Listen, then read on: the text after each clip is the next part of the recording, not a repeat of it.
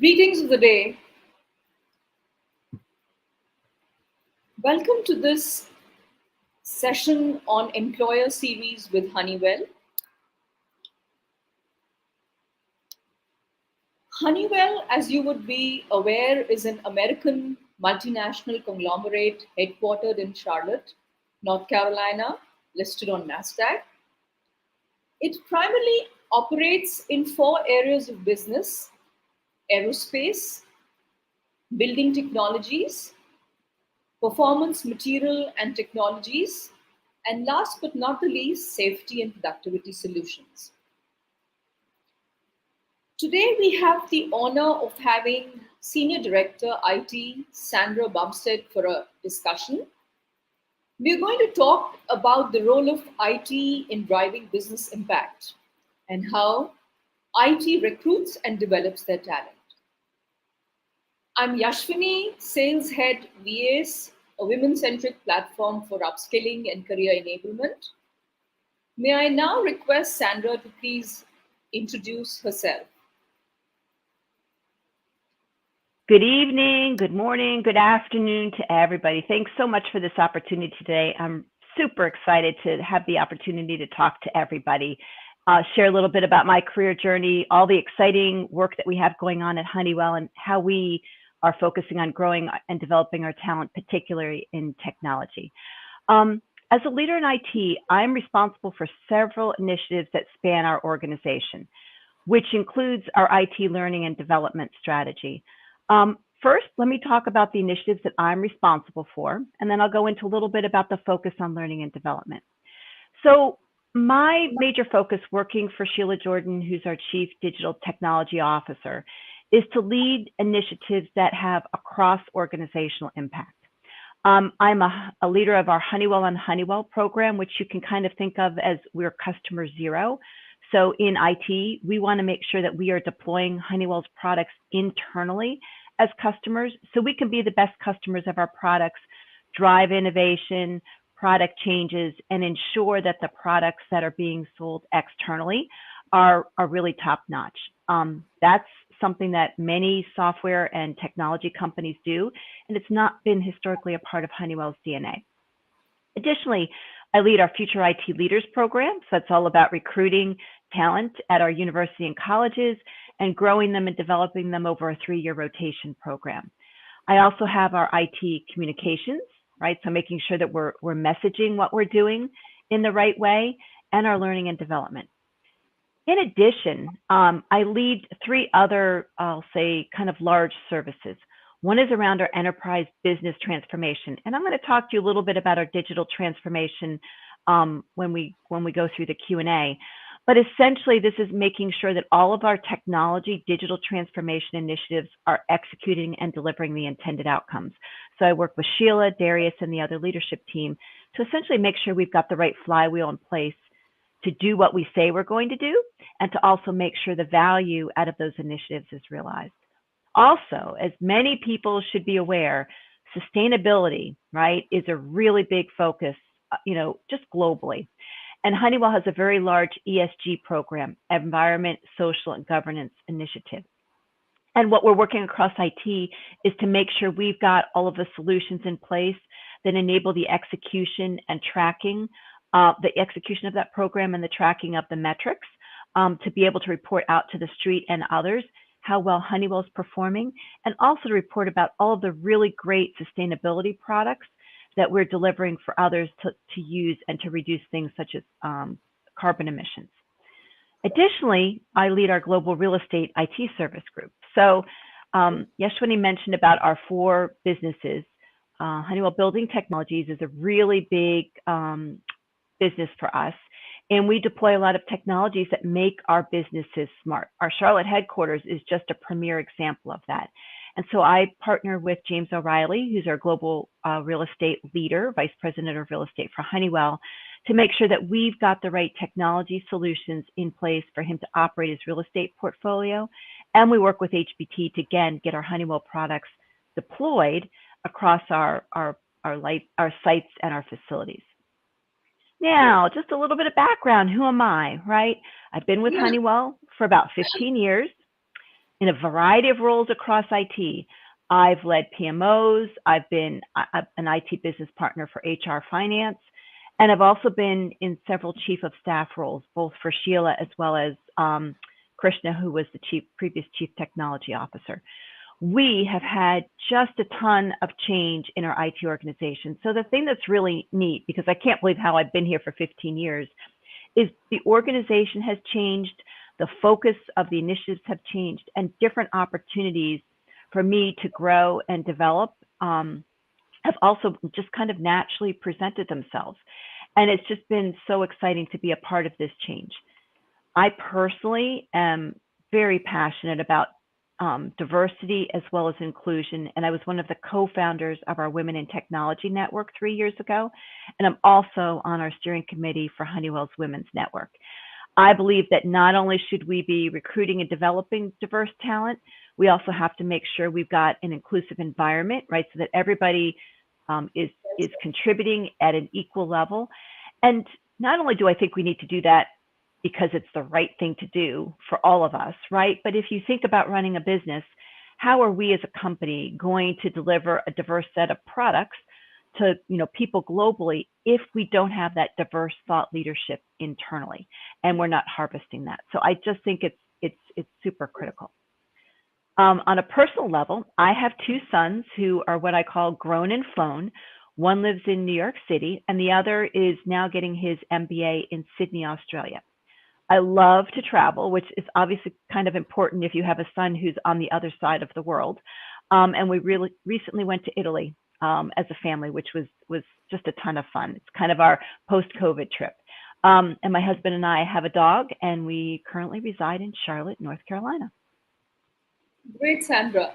So we got a lot of insight into her personal journey, having spent nearly 16 years with Honeywell. May I now ask you, Sandra, to throw some light on Honeywell's IT organization?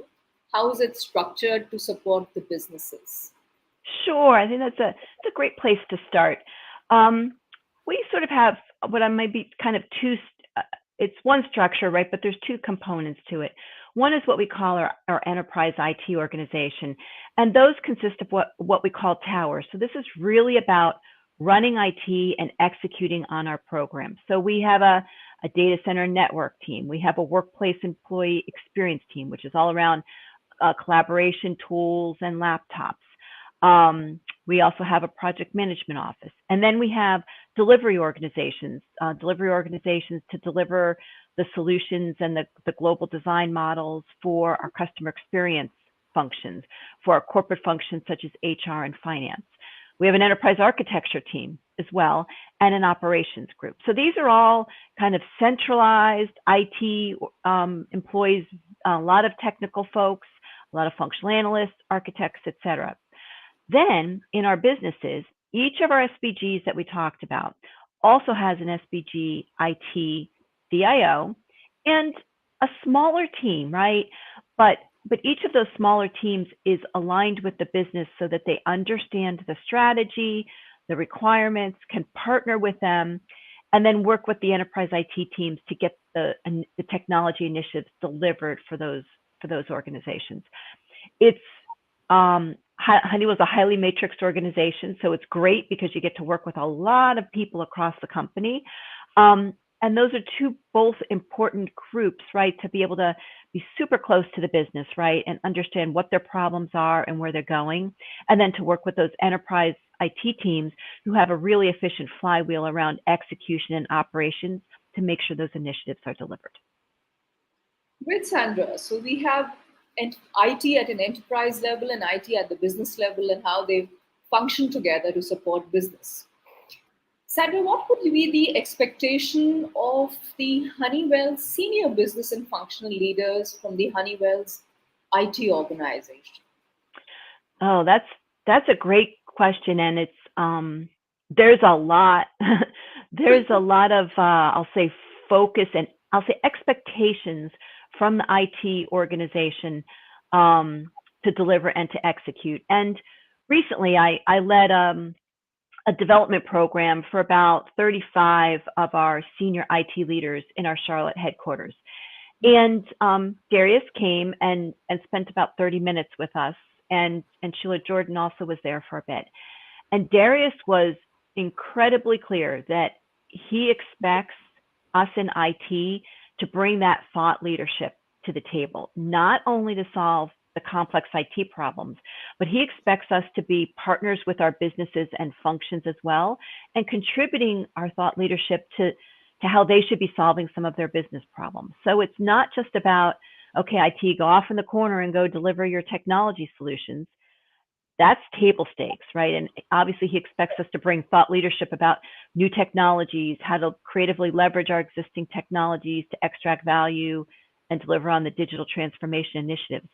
But he's expecting Sheila, her leadership team, and the next levels down, again, to have seat at the tables with their respective functional and business partners to drive and actively participate in those conversations. We have several initiatives, and I'll go into these a little bit later in our conversation. But how do we be customer obsessed?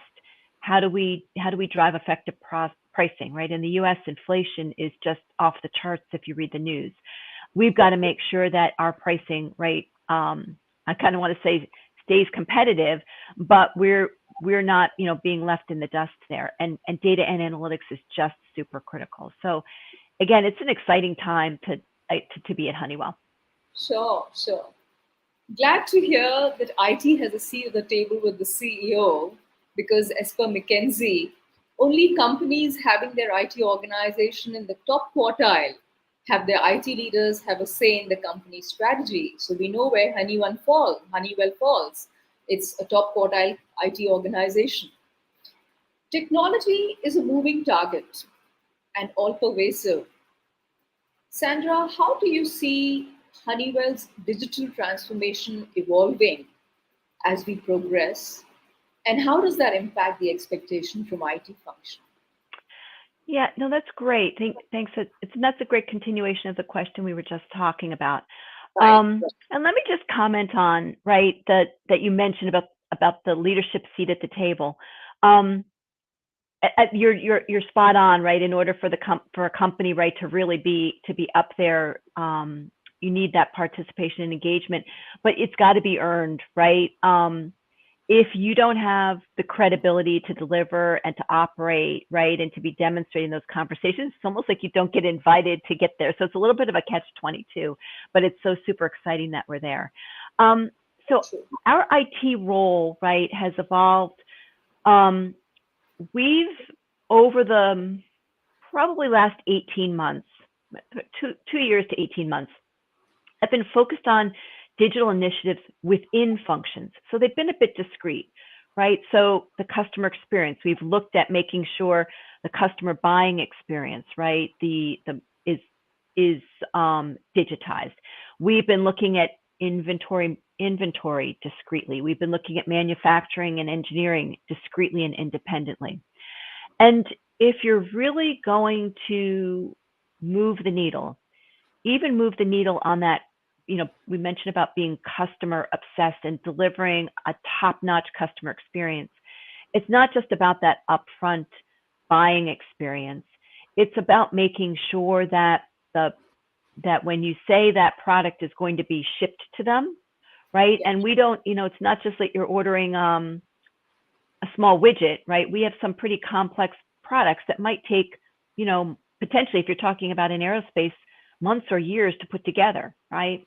We've got short cycle and long cycle.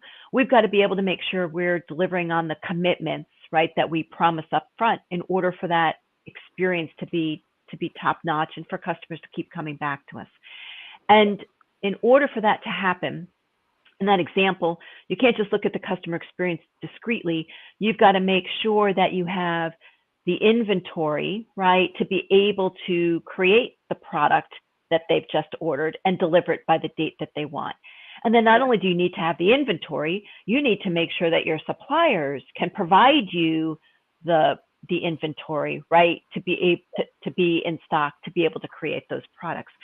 So in order to do that, you've got to stitch all of those already complex processes together And that's what we call a digital thread. So it's making sure that that digital thread is established at the front and goes all the way to the end. And it's both from a process perspective as well as a data perspective. Data is a foundational asset, right? And we kind of call it at Honeywell, data is the currency, right? Yeah. And if you don't have consistent data, it's not governed. You can have a streamlined process, but that process is going to keep breaking down because your data is not supporting that end-to-end process. So the shift that we've started to undertake, actually beginning towards the end of last year, to have some pretty robust conversations about it, is how do we now look at these processes and connect them end to end and start to get folks from a thought leadership perspective to think more broadly around what do they have to do in their space, but you've got to think about the impact upstream and impact downstream in order to be able to deliver about this. And again, it's not just about the technology. That's obviously super, super critical and important.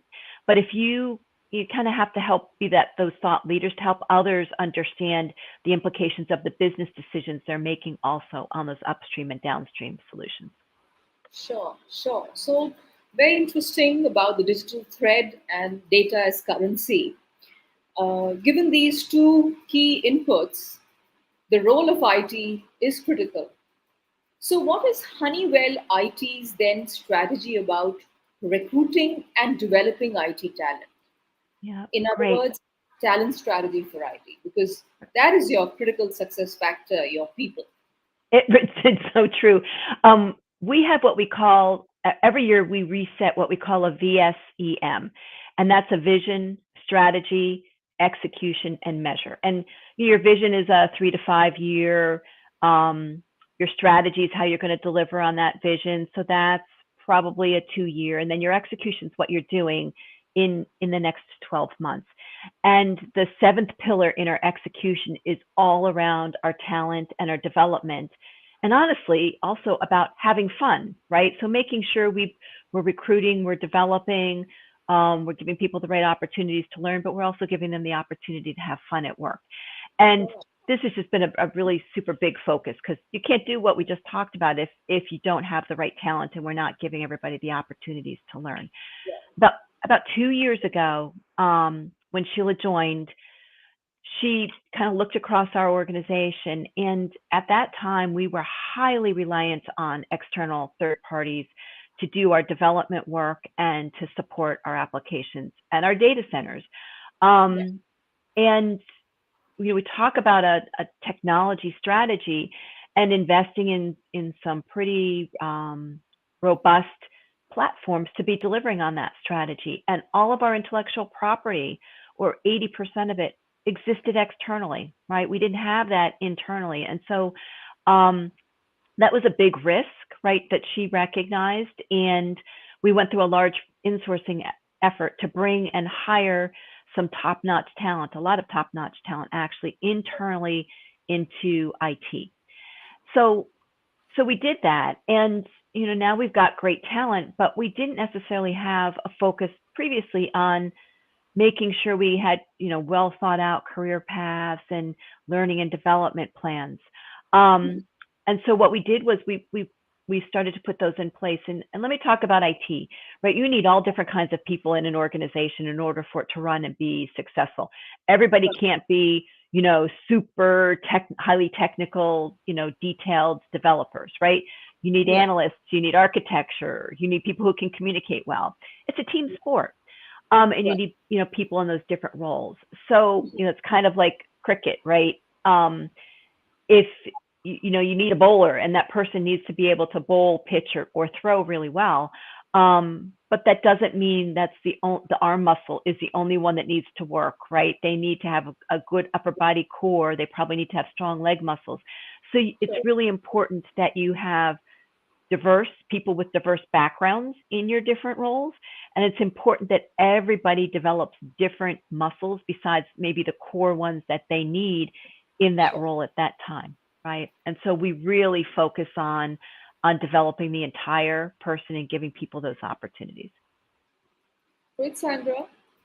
So a strong core is the core of your talent development for its workforce. How would you throw some light on talent development as such? So We've yeah, briefly talked about it, but we'll go a little more in detail. yeah, thank you. It's as mentioned, it's a multifaceted approach. We start with recruiting. I mentioned before the Future IT Leaders program that I lead. So we go after some top-notch schools globally. India, Mexico, and the U.S. are primarily where we recruit from our universities and our colleges, and we give them. They're required to do 3 rotations across IT, so they get experience in different technologies, different business and functional domains, and honestly, also working for different leaders. Um, our learning strategy starts from when you onboard. We provide you external content, right? We have access to things like Demi, Coursera. We have leaders leading leaders, right? So what's better than leading from or learning from your peers at Honeywell, both from a technology perspective as well as how do you understand and manage conflict? How do you effectively communicate your messages and tell stories? Um, Honeywell's recently introduced what we call Honeywell Accelerator.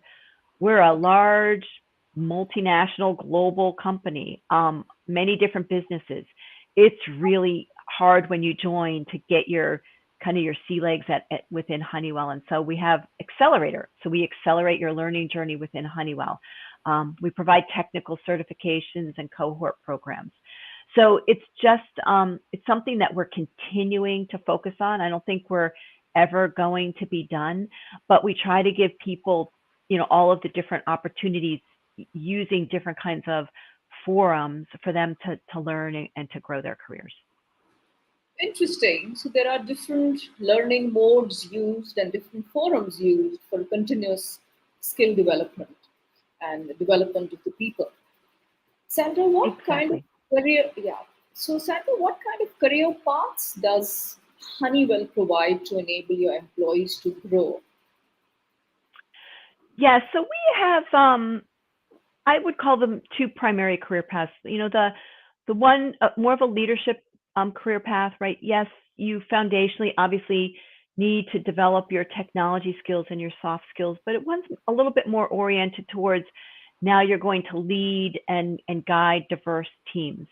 Um, but the other one, and it goes back to the a little bit of the insourcing and how our organization has so significantly evolved over the last 2 years, is we have a very big focus also on technical career paths. And, you know, historically, I think we've all kind of had a mindset of you're going to go up a career ladder, right? You're not successful if you don't take on another job, right? Or your next job isn't at a more quote unquote senior level than the one that you had before. And Quite right. right, and what I think happens when you have that mindset, and I'll be honest, I've probably in the past had that kind of mindset as well, is you become, maybe very tunnel vision, right, within what you're doing today. But that puts you at risk for a couple different things. One, both within the company you're working, but then I also think personally, you might get some deep technical skills within one particular area. But we all know technology changes, right, really quickly. And there's new things that are coming up. And what was a hot skill today, 2 or 3 years from now, is probably not the hot skill of tomorrow.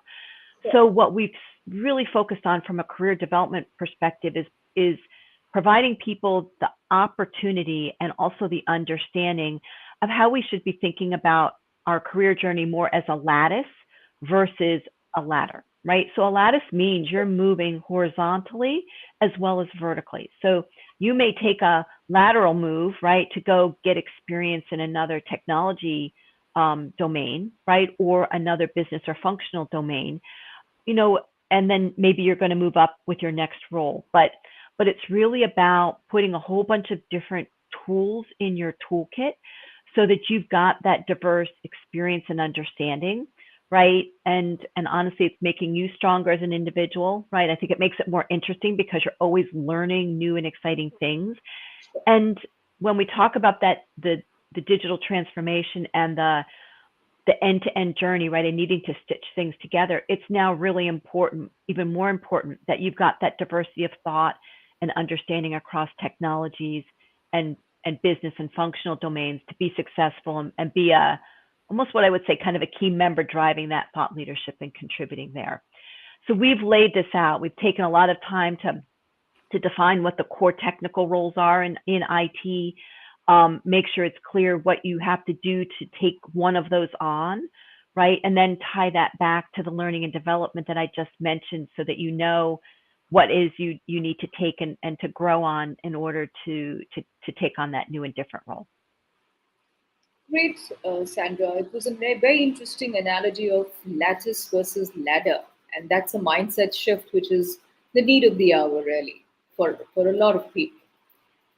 Going on to, we did touch upon very briefly on the digital transformation journey and how it's evolved and how that's impacted the role of IT.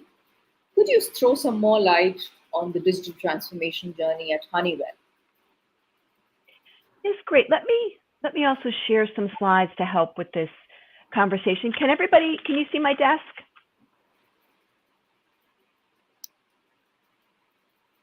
Yeah, we can. Okay, terrific. So let me talk to you about what we call some of our big audacious goals. So 2025, the road ahead. We want to have a reimagined delivery of technology, faster, with higher quality, agile, and at scale, right? So it needs to be fast, it needs to be iterative and incremental, and we need to be able to ultimately do it in a really big way. And we need to have a resilient and a future-proof technology foundation in place in order to be able to do that.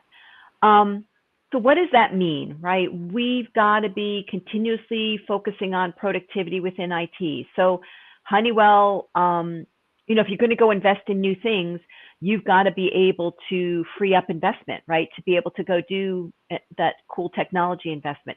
I kind of, do an analogy from a personal perspective where you want to go do something in your home, right? Whether you want to redo your kitchen or something like that. You personally have to be able to free up to be able to go make that additional investment. We are very much focusing on digitizing our different functions. And I talked a little bit about this before, but Yeah, engineering, supply chain, factories, right? Enabled by technology investments, not just discretely, but stitching those together to get that end-to-end value across Honeywell with technologies, that core foundation and enabler. And then let's talk over on the right, right? It's not just me talking to you. These are slides that we're using and sharing across our IT organization, but also in the conversations with our businesses and also as a part of our IT strap or IT strategy. We're strengthening our IT talent in an organization, right? It's a technology forward agenda, and we're developing our talent to be able to support that. I sure. talk also a bit about a customer experience, right? And having a great external customer experience. Many companies, right, and this is another stat, whether it's from McKinsey or Gartner or others, you can't deliver an external great customer experience if you're not focused on doing that internally for your internal customers, your other Honeywell employees, right? So we're very focused on transforming that. And again, that customer experience across that entire customer decision journey has to be differentiated, and we're enabling that with some really cool technology solutions. Sure. So there's 4 key elements of Honeywell Digital, and I hope none of these are a super surprise, right? The people, right?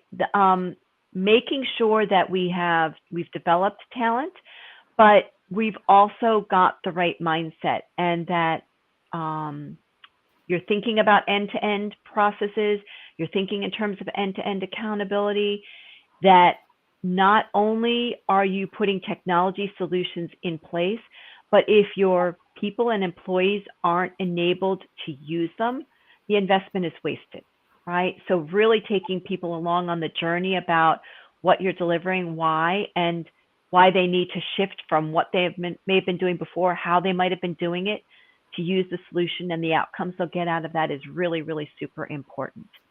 Our process simplification. So I talk about our end-to-end processes, but and the need to stitch things together. But we've got to make them much simpler, those core processes, to be able to stitch them together and standardize them, right? Think about the 4 businesses that we have. Yeah. If there's some core processes that span all of those businesses. If they're all different, right, you can never then put technology solutions on top of them in a consistent way because you have too many customizations and different rules in place. So it's So, really about standardization, simplification, and leveraging that data. Um, Data is that foundational asset. I mentioned about the currency of digital transformation. We have a data warehouse we've been working on, right, for the last few years, and that's just been core to our success. Technology is that fourth circle. And again, just like end-to-end processes need to be standardized, the technology solutions do as well. And again, Honeywell's been built up over 100 years, right? And so we brought a lot of stuff with us. And in the US, we have garages, right? And you could garage or a closet. And you stick your stuff in your garage or your closet. And all of a sudden, one day you kind of open it up and, stuff falls out. And so what we have an analogy with technology is we have to clean out our technology garage or closet so that we can simplify and streamline our processes. Because if you have to deal with all of the stuff that you've got in your closet or your garage, you're really not able to optimize your solutions, standardize them, and put really cool platforms on top of those, right? Because you've got too much stuff that's taking up space and that you're having to manage, and it doesn't let you focus on those other really big core initiatives. So it's just the 4 primary focus areas to drive and enable digital transformation. Now, let me also talk a little bit about IT's role as that strategic partner. So it's like you've got to get on with digital transformation, because if you don't, you're going to get left behind and you're going to get left in the dust. And the clock speed of our business is changing more quickly than ever, right? You think it's going fast now, and then 6 months ago or 6 months from now, it's going even faster. And you're thinking, oh my gosh, like, how can this possibly keep going like this, right? But we just see that all of the time. And the pandemic that we've experienced, it forces a need for greater agility, for us to think and respond differently, right? If you think about the pivot that we did at Honeywell within 2 weeks, 2.5 years ago, or just over 2 years ago, when COVID first hit, for everybody to move out of our offices, right, and have to work from home, and to do that seamlessly without a productivity hit, right? Like, that is just super incredible. And if you don't have your foundation in place, when those needs hit, right, inflation is another example, you're just not able to adapt, right, and perform really quickly. And if you don't, everybody else is going to leave you behind, because people are thinking about this. So from an IT perspective, we've got to adapt. We have to prepare. We have to provide our organization with those innovative platforms and solutions, challenge the status quo, and break down barriers to execution. Let me just talk for a second about the barriers to execution. It's a big dissatisfier, right, to employees wherever you work, if you have to spend time doing what I call dumb stuff, right? Things that just take you an hour or 2 to get done, and there is absolutely no value to that, right? Every time you go to do something, you've got to go chase down an approver, right? Or you have to figure out who that approver is. And if that approver is different for all of the different businesses, and this is something you have to do every week, right, for a different business, it can be a real suck on your time, and it's demotivating, and then you're not working on this really cool stuff. So we've had a big focus in IT. We call it busting up bureaucracy.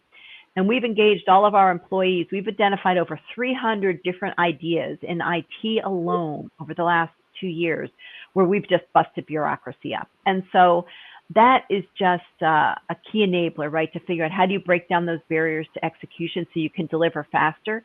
And honestly, we all want to be working on the fun stuff. We don't want to be chasing those silly rules, right, and other things that kind of take our time away from innovating and implementing and delivering really cool technology solutions. Great, great, Sandra. I think what's coming up again and again, I think you continue with your session, is the fact that digital transformation has a very strong culture aspect to it. You know, you can't do digital transformation with bureaucracy, right? So there's a very strong cultural aspect and a mindset shift that is required.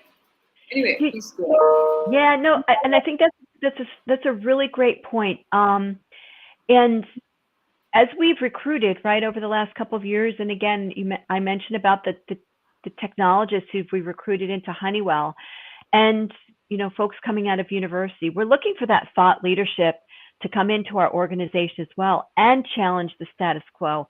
Either challenge the status quo with how we've been looking at technology solutions and approaching complex technology problems, or looking at what we do and how we do work and saying, oh my gosh, I can't believe you do it that way. We used to do it like this externally. And you go back to my career journey, and I've been here for a while. I love learning from other people as well. So I didn't talk about that being a part of our learning strategy, but it is a little bit. We've got, I didn't mention the cohort groups that we have set up. So we've got, a cohort is a small group of people. And so what we've done in certain situations is formed learning cohorts where you bring together 10 to 15 people and you have a leader kind of guiding the conversation there. And that's the way we're learning from our peers and learning from each other. When they come up and they, maybe you talk about a technology problem, or maybe you talk about, oh my gosh, how hard it is to get someone to, in a particular function, right, to maybe shift their mindset about using a different piece of technology. And people share their learning journeys or their ideas and how maybe they've done it. And so you learn from each other. So it's a really great cultural, it's a way to kind of shift your culture again, to learn from people and stop doing that silly stuff. So it's a great point. Yeah. So, you've seen the data. Data is the currency of digital transformation, but there's two big focuses, right? And I talk about technology. We talk about the need for us to provide thought leadership. You have to know your customers and you have to know your partners, your external suppliers, your vendors, other people who deliver for you, and know your business inside and out. And this is not a slide, right, that's for people outside of IT. This is for folks in IT, right? If we don't have that understanding, you can go and deliver what you think to be the best, most coolest technology solution. But if it's not going to shift the needle on how your customers engage with Honeywell or how your partners engage with Honeywell, right? Or what your business really needs, you're going to have spent a lot of time and a lot of money and put something out there that just doesn't get the outcome that you hoped that it would. So we've really empowered everybody to be customer obsessed, ask questions, learn, spend a day in the life, right? It seems so simple sometimes to say, oh, well, why can't this person in this group do this, right? Why is it so hard? Well, go do their job for a day or just shadow them for a day. You're going to learn so much about what they do and the challenges that they've got. It'll help you figure out maybe where you need to help bust up bureaucracy for them, right? But it'll also help you to have that empathy for what they do and really, I think, deliver even better, more impactful technology solutions to better enable them to do their jobs. Sure, absolutely agree with you that unless you understand the business well, a fancy tech solution is no good. Right, it's a shiny new object, but if nobody's going to use the shiny new object, or they're not going to be able to use it in the way that was intended, it's not going to be shiny anymore. It's going to go in your garage or into your closet, right? So we'll okay. Great. So if I think about like enabling and driving our transformation, we all have to have what we call a mindset change or a mindset shift.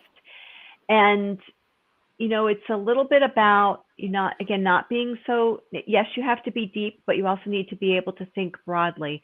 So you have to understand how digital changes the customer experience, how data is connected to all of our core processes, looking upstream and downstream. And not everybody naturally does that, and some people do, right? And it's an easy shift. Um, but we have to encourage other people to think about, okay, gosh, what are the people who are sending me data, right? Or whose process I'm dependent on? What are they doing? And when I make a change, what are the ramifications of that downstream? Yeah. You've got to look for those connected experiences, right? And connecting those dots. And again, that's that thought leadership that we're looking to drive towards. Um, Use that digital framework, define the customer experience, put the processes and policies in place. Automation is so key. We've had automation, I'll say audacious automation goals for the last few years, right? And that's kind of getting, rid of that repetitive type work, whether it's in IT or businesses and functions. When you automate, you now have access to the data, right? That now can be used, to do AI to get additional insight and take additional action. But it also frees up your resources to go do other things, right? Other really cool things. Um, Make sure you're measuring the right metrics. Honeywell's a big company, so what we've been trying to shift towards is, what are those really critical metrics? What are the metrics that matter? Focus on those, right? Because they're the ones that'll drive your change and your shift and help make sure you're on track. And you won't then get burdened by measuring 100 different metrics that really don't mean anything. So when you put a measure in place, really think about, if you're not going to get the insight, or there's not going to be an action you might take if that metric shows you a different result, then maybe you don't need to be, you need to be measuring that. So these are really kind of the things that you want to be focusing on. And kind of in closing, what we're looking to do also is, we've got to expand the thinking of our IT teams. So again, to be those thought leaders in IT, to be the thought leaders with our businesses, you've got to have that integrated thinking and more of that outside in focus, right? So I talk about external learning, right? You use your external network, leverage the folks who've joined Honeywell who come from someplace else, have lunch with them. We have coffee with them, lunch and learns, and be customer obsessed. Yeah. Change your mindset, simplify that digital experience, break those barriers down, and shift your brain from just focusing deep, right, and deep functionally or deep technically, to going across, right, both horizontally, so that again you can connect those dots and you're delivering that even better experience. Right. Well, that was terrific. That was a lot of input. And I think we can now open the session for questions. Sandra, is your presentation over? Yeah. Yes, it is. Thank you very much. Thank you so much. That was a lot of insight given, and I'm sure our audience has gained a lot from your experience and the entire Honeywell story. So we'll open the house for questions, and we have one question for you from Divya Sharma, who says, "Does Honeywell focus on hiring diversity talent in their IT division?" Oh my gosh, yes, absolutely. Um, we really do, and we look for diversity, and diversity means so many different things, right? It means diversity of gender, right? It means diversity of color, right? Honestly, it means, when I'm doing my future IT leaders, it means diversity of the schools that I go after, right? Right. It means diversity from a global perspective, different countries, different regions, right? Diversity of background and experience. So I really look at that in a really broad way, because if you recruit people who are just like you don't get that diversity of thought, right? And That's obviously, true. you don't get to better outcomes, but you also don't learn yourself better, right? And deliver those better outcomes. So yeah, it's a super big focus. So, Divya, you've got the answer. There's diversity of thought, diversity of perspective, and diversity in a very broad sense that Honeywell looks at. The next question, Sandra, is from Shivranjani, who's wanting to know, Can you throw some light on the roles in IT which Honeywell is actively hiring for? So here you have a potential hire who's got thoroughly impressed with Honeywell and wants to know what are the roles that you have available in IT. Great, thank you. Well, I can't tell you what specific roles we have available in IT, but let me tell you about some of what we're calling the hot skills that we're very actively recruiting for. So Okay. I talk a lot about our customer experience, right? So a lot of the platforms and technologies that are kind of upfront and support that particular function are things that Mhm. we're focused on. The Joule platform, Salesforce, configure, price, quote, right? So all of the things that you talk about, what are the solutions that you need to have in place to be able to market to your customers and to give them a great experience to be able to buy, understand the price of a product, et cetera. I would also say from an inventory management perspective and smart factory, so the kind of the digital supply chain, there's a lot of work being done now around factory automation. So artificial intelligence, the platforms that support smart factories. So those would be kind of some of the core areas where I know we're very actively recruiting. But you can go out and take a look at our, at our career site and see all of the different roles that we currently have. Yeah. All right. I think we're just about running short of time. In the interest of time, let's wrap up. I don't think there are no more questions coming. There is a feedback form which we'll request all of you to fill up about the session and about what opportunities you're looking for in Honeywell.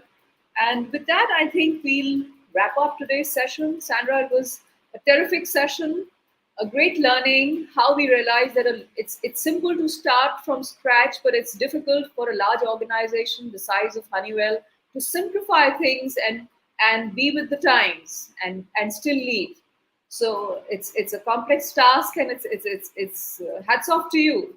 Thank you so much for taking out time for this session, and and I would request the audience to keep in touch and look for opportunities with Honeywell.